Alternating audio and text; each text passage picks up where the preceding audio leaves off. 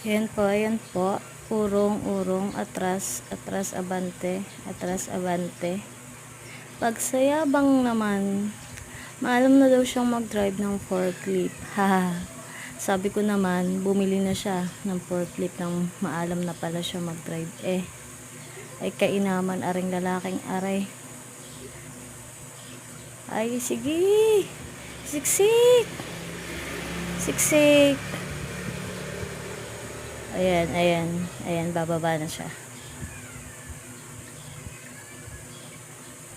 Ayan. Oh.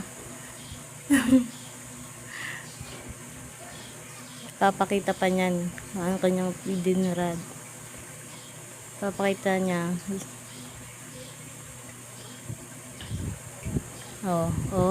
Diba? Maalam na daw siya mag-drive ng forklift. Pwede na daw siyang bumili ng forklift. Pagsayangor naman.